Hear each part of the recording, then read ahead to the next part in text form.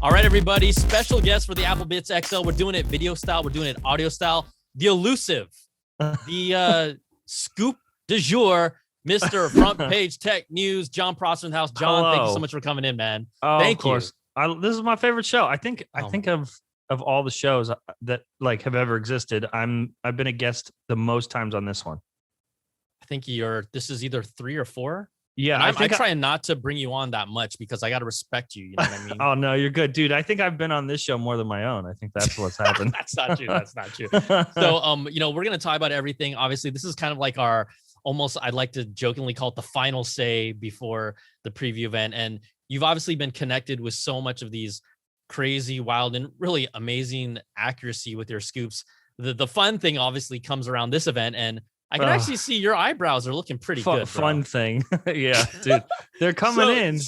They're coming in. So, okay, there's some people that may not really know about you. So I want you to kind of introduce yourself, and then let's talk about the eyebrows.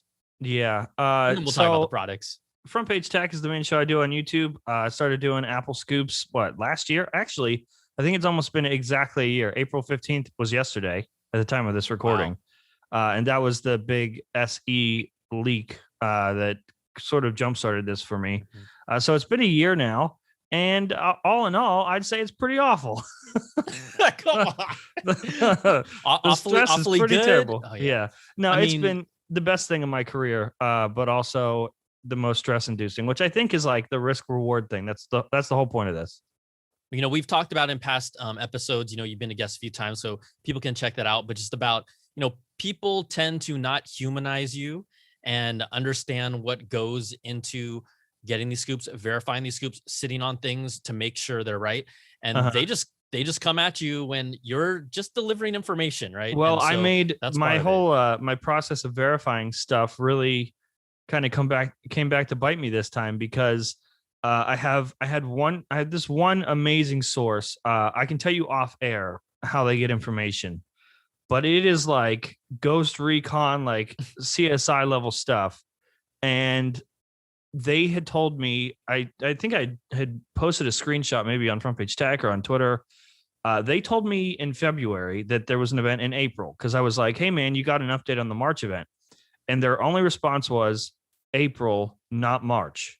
Winky emoji. I was like, okay, well, that'd be weird because there hasn't been an April event in 10 years. And then I heard March 23rd. And so I have one source telling me April, who's never been wrong, to be fair. They've never been wrong. But I had 3 different sources tell me March 23rd. And so, the way I verify stuff, I like to try to verify it with 3 people at least. And I typically never run with information from one person. And it really bit me back this time because I verified it. But the issue was the person that did tell me, the one person, has never been wrong. And the way they get the information, I should have trusted it. But we went with March 23rd, which was a mistake. And I was so sure about that because 3 different sources, very accurate sources, had told me the 23rd. And I promised to shave off my eyebrows if it was wrong. And before the 23rd, realized that I was wrong, that the source that said April, he was correct. And so on March 23rd, I shaved off my eyebrows, gave the money to charity. And I'm still waiting for the eyebrows to come back in. I feel like if I just like sleep with my face in Miracle-Gro, maybe they'll start. I'll wake up with some little stubblings. Oh God, I just saw myself. Oh no! But look, here's the thing. What was the charity again that you donated towards, or kind of pushed Wigs people for Kids towards? That's right, Wigs for Kids. They're amazing charity based out of Ohio, I think.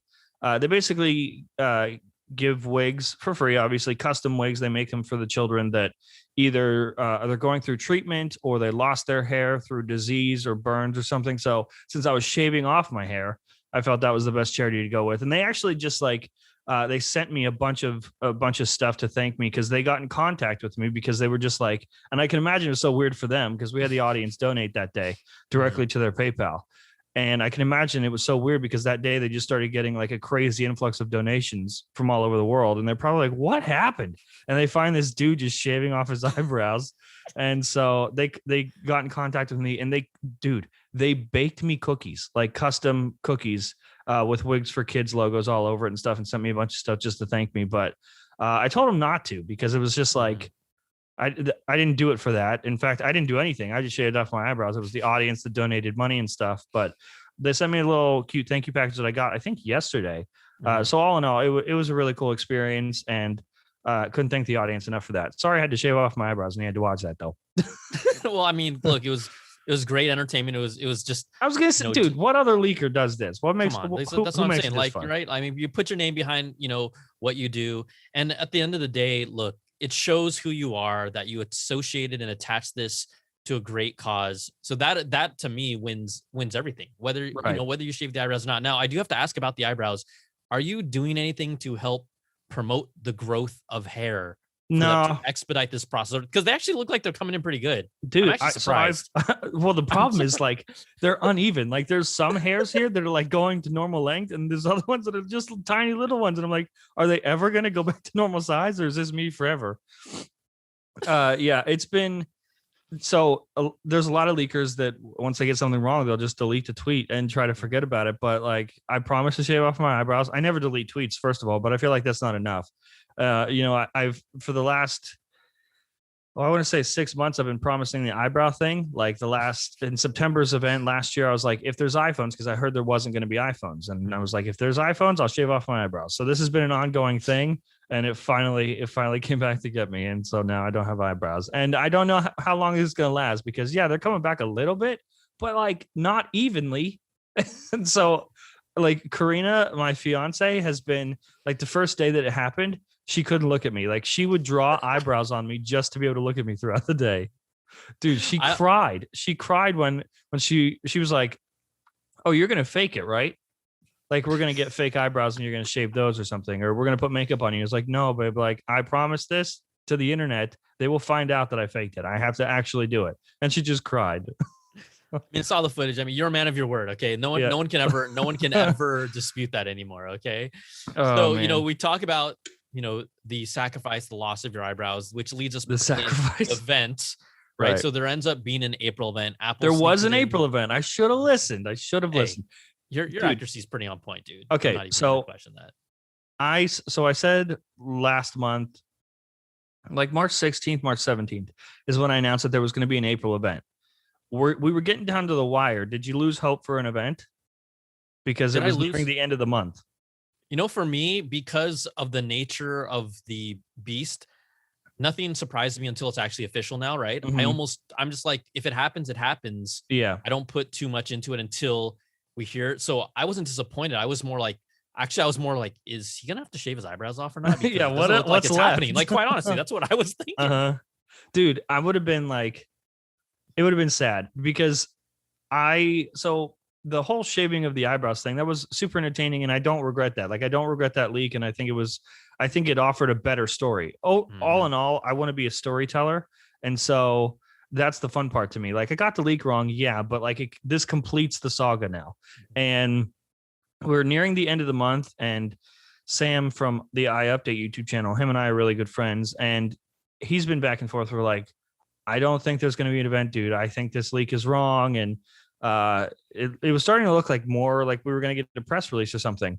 And I had recorded from Page Tech. I recorded just a normal episode, and I had my phone on Do Not Disturb. It was like 2 a.m. I stopped recording. I get back to my desk, and I have all these texts from Sam. He's like, John, it's happening. Oh my God, it's real. And he sent me the whole thing where Siri leaked the event. And I lost it, dude. This was the perfect way to end the saga, that like, not only was there an event announced, but that Siri leaked it beforehand, like hours beforehand. And now we have an April event, and it's really cool. Spring loaded. Question before we get into the actual event and the details of it. Do you think that Apple had a part to play in leaking out this information to try and test who's potentially leaking information out? I know Gurman said no. Okay. I know Gurman said no. He said that that's not what happened. But there was, Sam's website, Apple Track, right? Mm-hmm. So Gurman had tweeted that there wasn't going to be a March event on the 16th. He said, like, he quoted a tweet about an event happening on the 16th, and he said, narrator, there's not going to be one. So Sam took that as, oh, there's not going to be a March event. Gurman is saying there's no March event. So he puts out an article, Mark Gurman, no March event. Gurman replies to that and says, no, I was specifically referring to there being no event on the 16th. Mm-hmm. And then he deleted the tweet towards the end of the month. So it really looks like even Gurman thought there was going to be an event on the 23rd. I don't know how Apple got the information out. I don't know how that happened. I don't know how, I mean, I got it, but Love to Dream tweeted the 23rd. Kang, who is currently the most accurate source that we have, he said it was the 23rd as well. So I have no idea. And so far the source that we call the good, the one that got the April event right, he's been safe. It's been great. But it's like, if they intentionally put out this information and then you have this one source that was saying April the whole time and somehow was not fed the wrong information, like how safe is that source? Because they were able to, if they were able to get the 23rd out to most leakers, it worries me about like because I love not knowing most things about the sources that I have. Like I'll verify them. I make sure they're real, obviously, and especially if their information keeps coming true. But like other than that, I don't ask questions and I like to keep it that way. So I have no idea what level this other source is. I have no idea, but I have no idea. I firmly believe that they did give the 23rd date out somehow, like themselves. The Siri thing, I think, was a total accident. I think that they meant to schedule it for 12 p.m. EST and it went out at 12 a.m. Yeah, I remember seeing it late at night. I'm like, oh, what? Yeah. And even then, dude, I was like, this isn't real. Like, this is an accident. She didn't mean to say this. And then but it was real. And now we have an event on 4/20. They announced WWDC nice. 69 days before the event, 69 days. And now we have an event on 4/20. Like, what is Tim even doing anymore? These are interesting times. If you're a numerology expert, you can look those numbers up and what they reference. I mean, a lot of people putting an event on 4/20, like, all the great jokes come out, like all the comments, like, oh, I wonder if this event's going to be half baked, or are we going to see fully baked? It's like, oh, it's going to be smoking. Just this, that hurts. That hurts to hear this. I mean, I even tweeted, I'm like, they should have held on to macOS High Sierra for the 4/20 event. Now that I would have been okay with. Okay with. So, let's talk about the event. Obviously, we've heard a lot. We're expecting to see iPad Pros and AirTags. Maybe some things change with that, but you've been reporting on this a long time. I'm going to start with iPads because I think that right now people have almost like AirTags, aka AirLags fatigue, because you really scooped it so early that everyone's been waiting. I thought it was so cool to have it that early, and now it's less that way. Even for me, like even I'm just like, okay, whenever they want to put these out is fine with me. I'm excited though. I have lost excitement. To be fair, I have lost excitement for AirTags as a product. I'm still just as excited to see them though, just to see how close, our renders were. But that's about it. And I'm excited to see how Apple sort of tries to convince us that we need them, because they will. They could sell us anything. But with them releasing, they opened up the third-party thing, the Find My Accessories. Yep. What they did that last week, I think. Yep. That was worrying because it was like, why would they do that if AirTags are coming?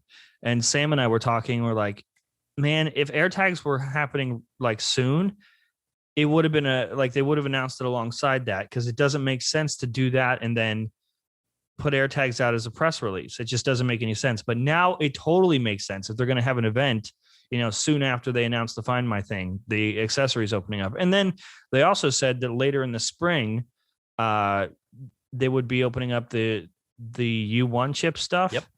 Well, it sort of lines up now. Like, if we don't get AirTags at this event, I don't know when the proper time to They're release like, them is. We just opened up Find My. I mean, I think it's also interesting with putting out. You would have actually thought that Find My press release would have been announced within the AirTags announcement, right?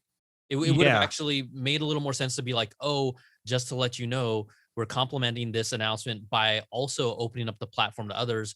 Right. The only other part that I could imagine of why they might have done that, and specifically have said, hey, we already have 3 partners on board who Belkin with their Soundform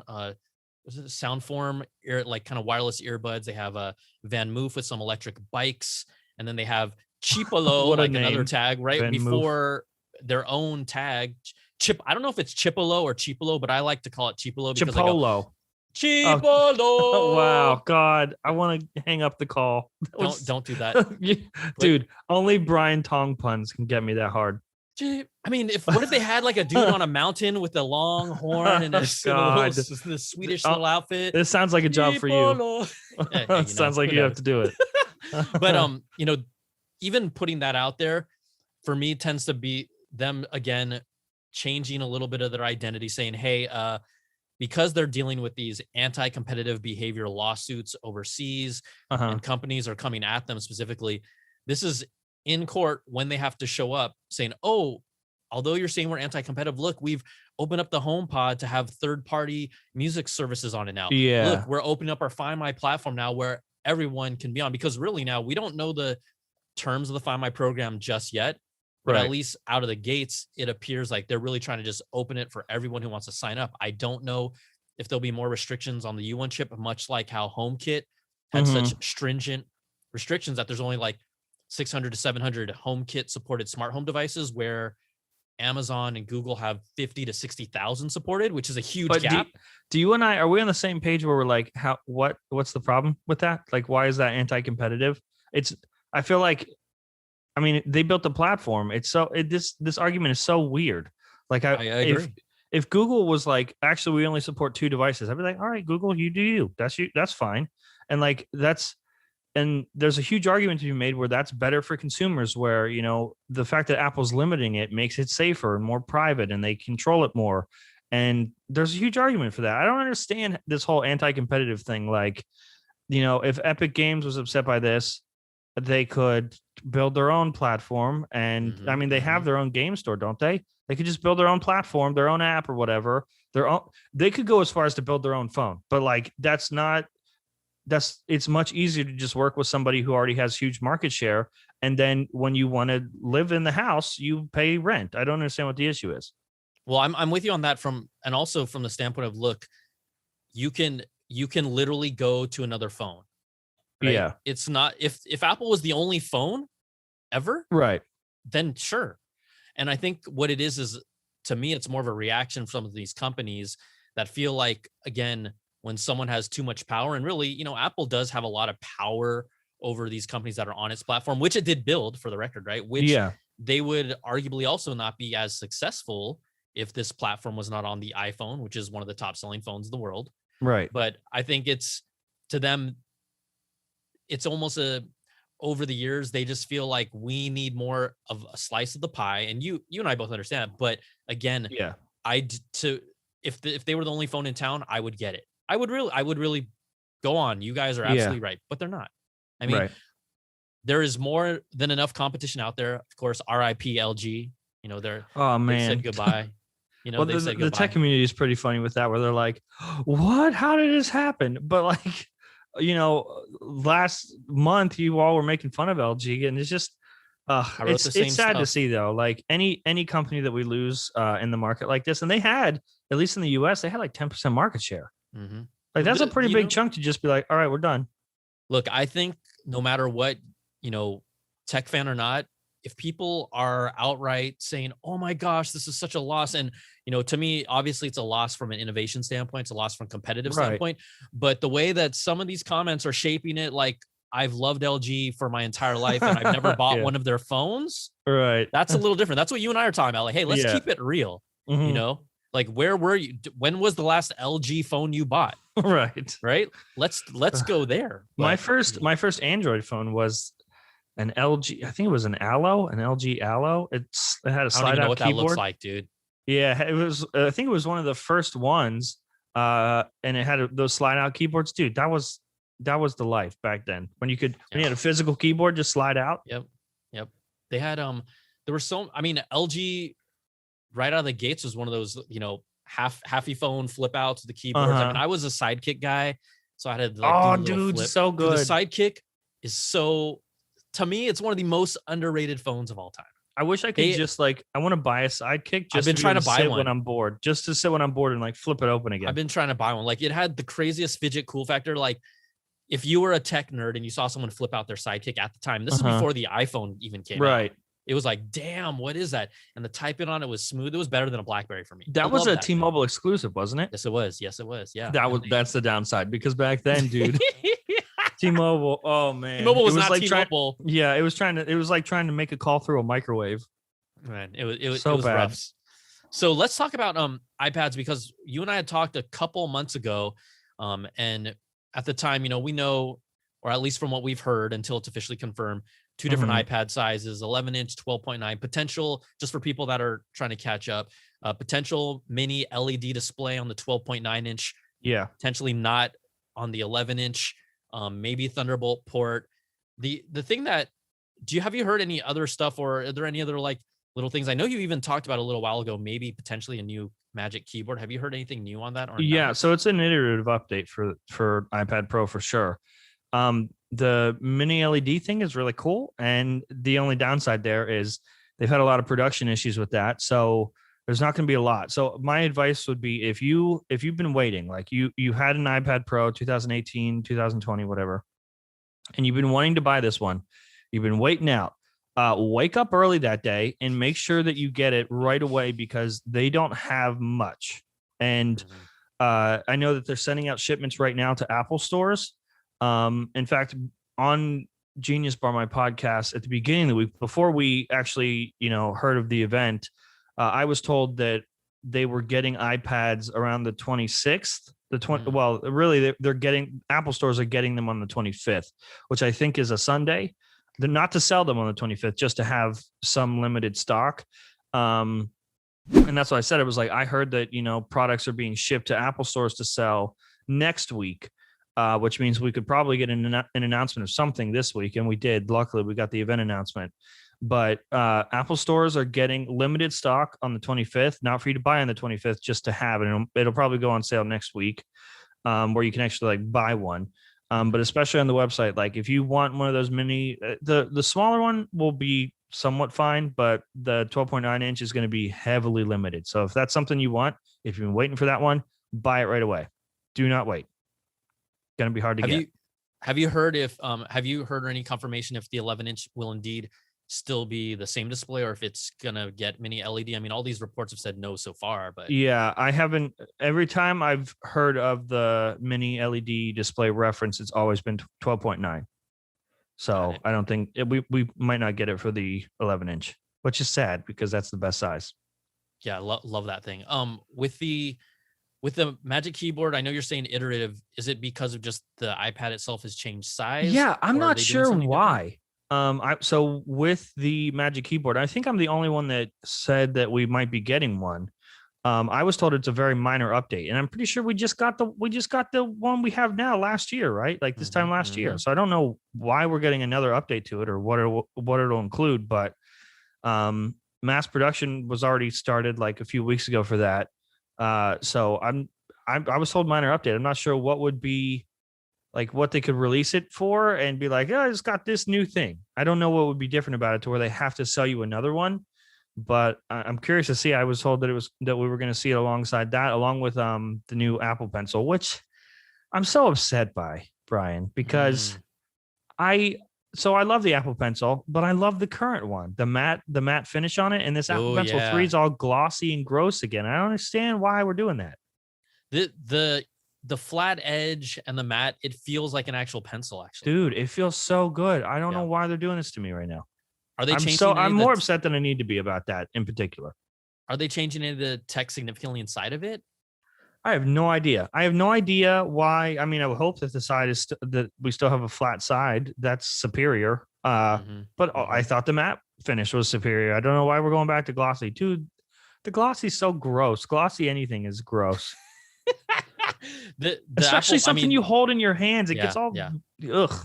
I remember there had been some patents that had leaked out about potentially it. I mean, seems a little too unnecessary, where it would be able to like match a color in the real world and then enable you to use that color.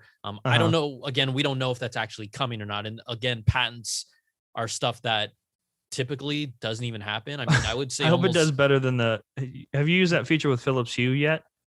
With Apple Pencil? No. So Philips Hue, the app for your light bulbs, has this feature where you can just where you can just put in a picture and it'll be like, oh, I know this color, and then put the color. Except it's never right. It's like I put this picture on there, and it's like, oh, you want it to be this color, dude. That's not the color I put there, like at all. What a useless feature. So I hope the Apple Pencil is better than that. It's so useless that I've never even used it. Like, I mean, have you ever tried? Did you even know it exists? No, first of all, A, I didn't, and B, I just know I like to tweak my colors, right? Like, with this background over here, I've kind of said it like, I know how, intense I want these things to look like, right? I don't need to, there's no way a picture's there's no way the picture's going to capture like these colors, right? There's right. Yeah. It's supposed to be like, I'm just having fun here. You can see any room and be like, I want my room to look like this. And then you upload the picture and Philips Hue like recreates it, except it doesn't. It does not. That is a lie. The feature is a lie.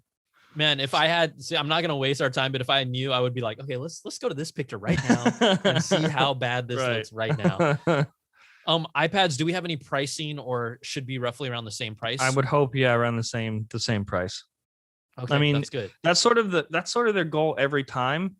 And it's why a lot of the times, like, we don't get the features that we think we should already have. It's usually because either one, they can't produce it, like they can't produce enough, or can't produce it fast enough because of the scale they need, or they can't produce it and release it at the same price that we're used to. That's a huge reason why a lot of the features that we think we want are held back. Like, we wanted 120 hertz for the last 3 years, 4 years, whatever. But there's reasons for that stuff. So I would hope it's the same price. But dude, all I care about in this world is the new iMac. That's all I want. I need it. I need them. I need them to come at this event. And Gurman himself you're saying there's a chance? You're telling me there's a chance. So I think I tweeted for the event like a few weeks ago that iMac is ready.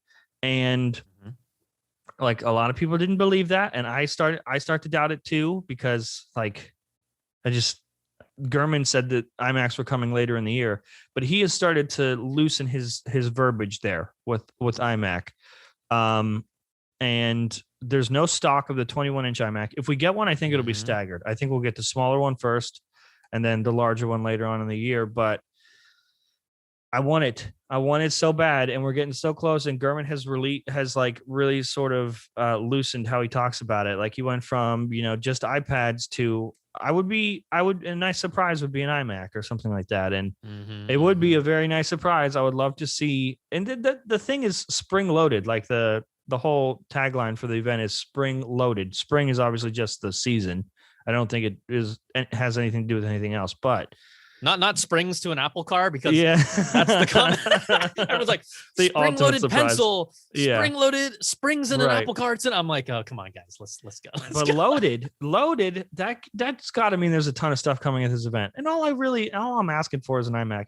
Forget the iPads. You don't have Tim. If you're stressed out, don't worry about releasing all these other products. Just the iMac. That'll do. I'll be fine with that. I mean, look, I'm obviously with you. I just think that we know how Apple likes to play in hyperbole. So loaded means, you're getting 3 things at this announcement, right? Or you have to be loaded to buy this stuff. It could be either or. Loaded financially, or loaded like 420 loaded? Both. Okay, yeah, both. That works. Yeah. So, I mean, there's colors in the invite. There's my iMac leak featured 5 different colors. These colors are representative of that. Actually, dude, did you see the whole reference to the old hello text for Mac? I was wearing, I wore the shirt on my video, and everyone's like, that's your hello shirt. Turn it sideways. I'm like, I wore the shirt for a reason. Very intentional. Brian Tong never misses. Dude, I mean, I feel like there's too much smoke for there not to be fire. And the fact that there's no stock of the 21-inch iMac anywhere. Look, I think that's got to be coming. That's why this is what the understated thing about this. I think we've talked about, Apple may not like leaks, may not like these scoops and rumors, but man, does it fuel the fandom? Does it fuel the hype? Because even someone like you and myself, we're excited about iMacs. Dude, I'm so excited about this. We're excited. We're excited about iMacs, and they may not even show up here. Like we never know until we know. Right. But the fact that there's still interest around that speaks to how this formula, it is part of the ecosystem of hype that works. It works for Apple. Well, I mean, they have to embrace it to a certain degree. Are you excited about the iMacs? I have a 2012 or 2011 iMac, which works amazingly well for just, I use it as my podcast recording and editing. Gotcha. It could render a little better, but I don't do, when I'm sometimes multitasking, I have to maybe do a little Photoshop on it, but this is a 2012 machine, right? Yeah. But the fact that it is still a more than capable machine is damn impressive. Dude, I just got my first Mac too. And then the other thing that, right, we obviously know, but we aren't talking about, whatever processor they put in this iMac is going to scream. People might be wanting an M1X or an M2, whatever. Well, those are for like the higher end machines, but you even you arguably put maybe like an iPad Pro A14X chip in this that performs like an M1. Of course, they're probably going to go an M1 for a Mac, but you put even just the current M1 in an iMac, I don't think anyone's complaining. No, I don't think anyone is complaining. So right before I went on the show, Gurman tweeted, would it be weird if the iMac had the same processor as the iPad? I think he said. But I mean, just a few weeks ago, he said that the iPad is going to be as powerful as the M1. So like, what does that even mean? Like, it's going to have the same processor as an old iPad, or are they starting to get like, it's a weird strategy from Apple, but I accept it. Like, where the iMac and the iPad Pro are similar in power, I'll take it. That's fine. Well, that also speaks to, the fact that the iPad Pro, I have a 2018 iPad Pro, and I'm kind of excited. I like the idea of a mini LED screen. I want obviously new tech, but the way that I use my iPad Pro and the fact that they've really never unleashed the power that's already in it. Yeah. I'm on the side of the fence of the new iPad Pro 2021. I will get one to review without a doubt. But as it stands right now, I don't know if I'd actually keep that. Like, I always let people know if I'm going to keep it, only because. Oh yeah, you still have your 2018 model. I have a 2018. I never upgraded 2020. It's perfectly fine, right? 2020, all they did was give us one more graphics core and give us the LiDAR scanner and an ultra wide camera on the back, which for all your iPad photography in pandemic. Yeah. So I would say most consumers probably won't need to, but this mini LED, sure, I'm hoping if it is, it'll bring back HDR to the iPad Pro line, but it's, for me, maybe it gives us significant battery savings or energy consumption efficiency. It's going to have to do a lot for me to tell someone through the screen, this is a must get if you own a 2018 iPad Pro. I don't know if it is, but that's why I want to see what they do. Right. Yeah, I don't know. I don't know if that mini LED display is enough to be convinced. Right. Yeah. Maybe if you don't have an iPad Pro yet and you're like, yeah, I'll get this one. But I don't know if it'll be enough to convince people to upgrade. But either way, I'm excited to see what we get at this event. And I just recently I was pretty sure I was gonna get the new iMac when it comes out.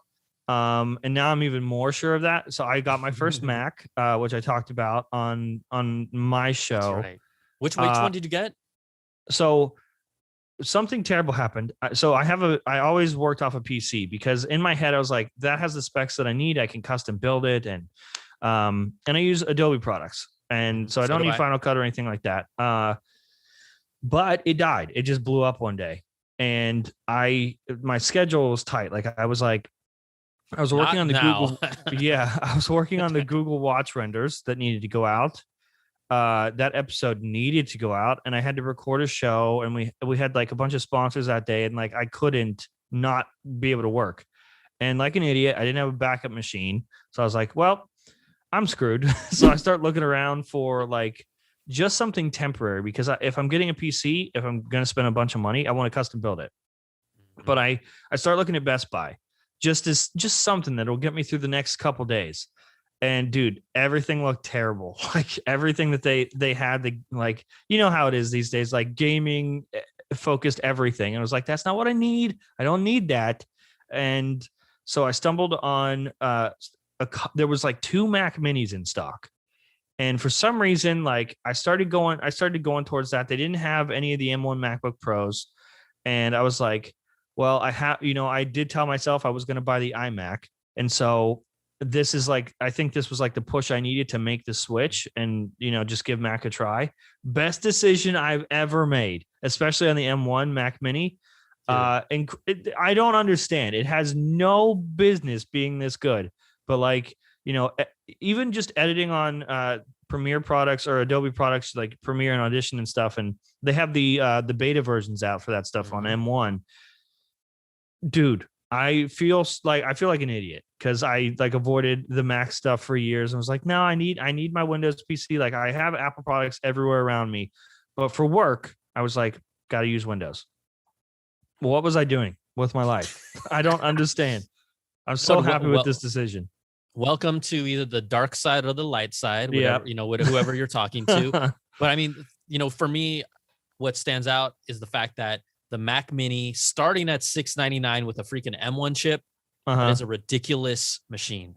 It was crazy because I got the 16 gig model. They had 2 left in stock, and I already had everything set up for my PC, and so I literally just took the PC away, plugged the Mac Mini in, and all my stuff worked again. I was like, this is great. This was way better than trying to buy some sort of PC last minute, whatever Best Buy had in stock, and try to work with that. It would have been awful.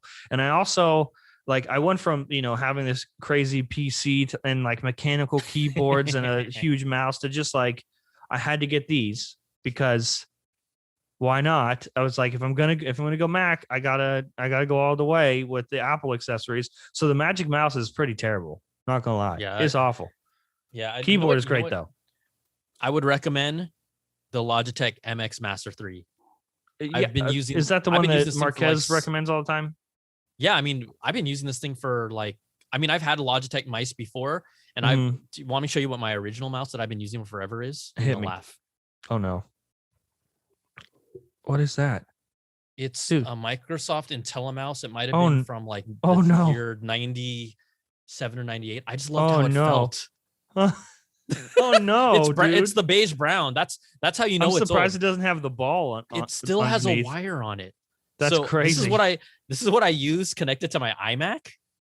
But really, man, this thing's a game changer. Wait, baby. you use the Microsoft one on your iMac? Like it's because it's what I've been used to. Yeah. Wait, like you're currently using it like as a real mouse. You're using it. It's not like on display behind you like your other stuff. When I use my iMac. Oh no. It just play, and so this is what it speaks to, right? You've been on a PC for God knows how long. When you're just comfortable with something and it works, that's the hard part, in your workflow with computers, with software, with anything, you don't want to screw it up, especially when you're in a content creation business or your job depends on this machine. I'm talking beyond spreadsheets and Word and email. And, when this is content creation, you don't want to mess. You don't want to mess. You don't have time. Yeah. You don't have time to relearn stuff. It's going to take up enough hours editing this video. Do I want to reinstall all my programs and learn this new operating system and edit my video? No, I don't actually. But this is a lot of times, this is when consumers make switches, when there's a pain point. I mean, you said it yourself, when you're used to something, when you're comfortable, that's what you stick with. It's not that I didn't realize that Mac OS was great or that Apple was doing, great things on the other side. It was just, I was comfortable with something and I didn't make the switch until I was in a position where I was kind of my hand was forced. There was a huge pain point. It shut down and I needed something now. And I'm very, very glad that those two iMacs, or not iMacs, the Mac Minis were in stock and I got to try them because, I mean, it changed my workflow entirely. And I've had it for just about a week now. And I'm super happy with it. And I probably wouldn't have made the switch if there wasn't something that catastrophic that happened to me last week and when I needed to work. But see, that's why, look, it shows how crazy, when I reviewed the M1 MacBook Pros, I was, when you're reviewing some of these things and no one else has put out the review yet, right? And I was lucky enough to get access. I didn't believe the results I was seeing. I'm like, this can't be real. But I'm like, I've done it enough. I'm going to stick to my guns, put out the review and literally be mind blown by this machine. Oh, up until the last minute, you were like, is this real? I just felt like, am I am I drinking too much Kool-Aid here right now, or is this damn good? And it is this damn good, right? And so I think I wrote like mind blown, and I did M1 ND for mind blown, and that's the M1. That's just the M1, dude.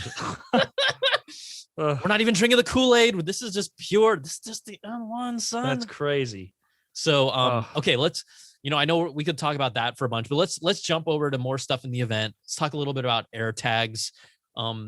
Anything new, or have we really kind of hit the point like, hey, Apple, just put them out, and we're at that point. We'll see. Price wise, I've heard 39, roughly around maybe $39. Size about $50 from reports, and obviously all the stuff that you've put out. I think what was crazy when I put out the first leak in September, when I leaked the design, I said I didn't have exact dimensions back then, but I said that they were about the size of a bottle cap. And so a bottle cap, usually like a standard one, is usually around 28 millimeters, 30. And Max wine box leak says they're around 32 millimeters. So it was right around the same ballpark, but they're small, they're tiny.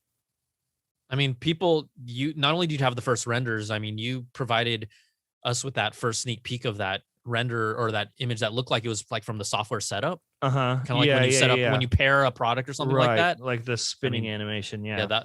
That was pretty damn close, if not on the money, with a few little extra shadings of the renders that you had put out. Yeah, it was obviously more polished because Apple made it, but the other thing that came along with that leak in September was that they didn't have any way to connect anything. Like you have to buy an accessory to like put it on a keychain and stuff. And since then, we've seen the keychain leaks, and I mean, it's going to be a great market for third parties. Like the company Paperlike. Yeah. Oh yeah, absolutely. Yeah. So I use their thing on my iPad. They're great. The owner has another company called Follow Paw, I believe it is, where it's a collar for your dog that you stick an AirTag into. And so it's just like, those are great ideas that a lot of third-party accessory makers can like jump into this market. Unfortunate that you can't, like, without a keychain or an accessory, you can't put them on anything, but whatever, that's fine. You the only new thing that I'm hearing is that you'll be able to label them, but that's like a given. That's about it. Yeah, you don't want your. Yeah, I hope the software doesn't say AirTag somewhere. You shouldn't do that. AirTag on something somewhere. You're welcome. That's pretty genius. I didn't think about it. I mean, I've never, I've owned dogs. I mean, I don't own one right now, but hopefully whatever signal it sends out doesn't bug the dog, because my brain didn't even think, oh, put it on your dog's leash. Right. Well, like, I mean, they're going to, with the sweet U1 chip, I think it was the same day I talked about, when I released the first render, I talked about why they're so important and how accurate they're going to be. Like, they're going to be accurate down to the centimeter. And I mean, that's when you have something like that, like on your, especially like a use case where you put it on your dog or something, like that's really, really cool. Same if you get kidnapped. Have an AirTag. Like if you start, not that we want anyone to get kidnapped. If you might have to worry about that. Might have to worry about that. If you start to get kidnapped, just be like, hang on, let me grab an AirTag. You better let me pair your AirTag that's on you to my phone, just in case you get kidnapped. It's not going to help you. It's not going to help you if you have your own phone. You need to give someone else that pairing. Your AirTag buddy. Just for safety reasons. Where would you hide the AirTag, John? Yeah, in my butt. That's what I thought. Someone had to go. Well, if I'm getting kidnapped, I gotta put it somewhere discreet. You know what I mean? You're hot. They'll be small enough. You could eat it if you want. Yeah. I'm excited to see them though. And then accessories for the iPad, Apple Pencil, Magic Keyboard. AirPods are technically ready. AirPods 3, not AirPods Pro. Other than that, I think that's going to be about it. Oh, Apple TV's ready too, but that's been ready forever. So, and I mean, they do need even though WWDC is a focus on software, I wouldn't be surprised, because they're so backloaded with products now. I wouldn't be surprised they show us something at WWDC. They've done previews of hardware before, so maybe we don't get an actual release, but because COVID has changed the release schedule and everything, I wouldn't be surprised if we finally actually see some sort of hardware at WWDC. Yeah, I wouldn't be surprised either, especially M1 stuff. Yeah. Yeah. Oh, Oof. please don't save the iMac to dub. Just put it out now. Thank you. All right. When I said probably M1 stuff, it scared me. I don't want them to wait till then. No, don't do that. You know what? I wanted to touch on one more thing before we go because you have been so generous with your time, my friend. Oh, you're welcome. Oh, you know. So, dude, I'm not as busy as you think I am. I love coming on this show. shut up. Look, I love you coming on the show too. I respect your time. Nah, it's fine. Just we talk about it all the time. I'm at this point. I might as well be a permanent co-host. I'm on so often. You can't you're gonna co-host. See, now you'll get busy if you have to co-host 2 podcasts. Well, yes, that was my plan all along. I'm infiltrating this show. I'm just using my other show to get to this one. I'll quit that show and just co-host with you. Apple glasses. I know you had been one of the first people to talk about and start giving us some interesting, juicy tidbits and specifics. Have you heard any new things about Apple glasses that might be of interest to the audience? Because, even though we're a ways away from getting the streamline dream idea of glasses that you're wearing, and that's not going to come for another, in my mind, at least 2, 3, 4 years, right? But have you heard anything else about just Apple's augmented reality type products? No, no real updates since I gave the last one. Of course, I haven't really asked, but I think our best preview will be when we get the AR VR headset this year, I believe. I think we're getting it this year. That'll give us the best look at what to expect. But there's a couple other tidbits that I really couldn't talk about publicly, but I'm excited to see it because I think stuff like that's the future. Like that's Apple after the iPhone. I think it's a bigger product than people realize. Like stuff like that, the Apple Watch, like way more significant than I think we think right now. Absolutely. I mean, we've talked about it. The Apple Watch is our jam. That's the next evolution from the phone, and the next one after that is going to be the glasses. I had talked to Qualcomm because they were working on a lot of different virtual reality, augmented reality glasses, and one of the main product developers, we straight up asked them, we see all these headsets today, but based on the technology that is available now and in the future, when will we be able to get to this idea of like the eyeglass form factor? He said, it's not gonna be anytime soon, maybe more like a 3 to 5 year window. So I think to temper people's expectations, I think when someone hears Apple glasses, they immediately think that we're gonna get glasses. Yeah. But and right off the bat, like everything is gonna be, it's gonna use your iPhone for everything. So it's not like you're going to be untethered and like we're living in the future. I mean, we are living in the future, but it's still going to be heavily dependent on your iPhone, which by then, iPhone 14, 15, 16, who knows what we'll have then. Speaking of, yes. You impressed with the iPhone 13 stuff we're seeing, the renders? I mean, it's an iPhone. Yeah, the smaller. Dude, it's crazy to see. So, I mean, you remember the notch leak I put out last year, like early last year, and that's what we're getting this year. I put out like the hardware sketch the engineers had for the notch where the speakers moved up into the bezel and then everything sort of condensed. It's crazy to see because I just had that hardware sketch with a bunch of words I don't understand. And now it's crazy to see like, the front glass panels are leaking. It's crazy to see like hardware versions of that. Yeah, but that's about it. That's the thing. I mean, I love whenever we do videos about iPhone stuff, some people get really mad that I hate the notch. Like they tell me like, get over. And I'm like, I get its purpose, but I don't like it, Yeah. But some people get really offended by it. Like it's really interesting amongst the Apple fandom, how there are, even where you align with certain features of a product, you will get heat for it because but what's their excuse? I don't understand. Their excuse is like, it's not that bad. I'm like, then you've never used another phone before. Yeah. Yeah. I mean, there's a lot of things that aren't that bad, but I also, would rather not have it. Yeah, sure. The notch isn't that bad. It's not like every time I look at my phone, I'm like, oh God, but I still would rather it not be there. I don't understand how that's offensive. Look, or be smaller. That's fine too. Yeah. I mean, I think a smaller notch will be fun to see, but it won't make me go like, man, I love this phone so much more. Yeah. The only issue is you see the notch and you're like, that's an iPhone. That's got to be a huge reason why it's still around, because it's I hate to use the word iconic, but you see it and you know it's an iPhone. Look, they turned iMessages blue and have forever changed people's brains around what is acceptable. Is like, oh, are you got blue messages or not? Like, I can't believe how. Honestly can't believe how much of an effect that it actually has had on the psyche of how people literally like look at messaging. Right. And I don't know if they did that on, right out of the gates. Look, I don't know if they deliberately, I could imagine them out of the gates like, hey, let's just do something fun and make ours different colored. I don't know if they had the conversation on day one. We're going to deliberately make this a different color so that if people don't have it, they will feel less excluded, or left out from us in a social context. Yeah. I don't think they thought that. I think that's manufactured by us.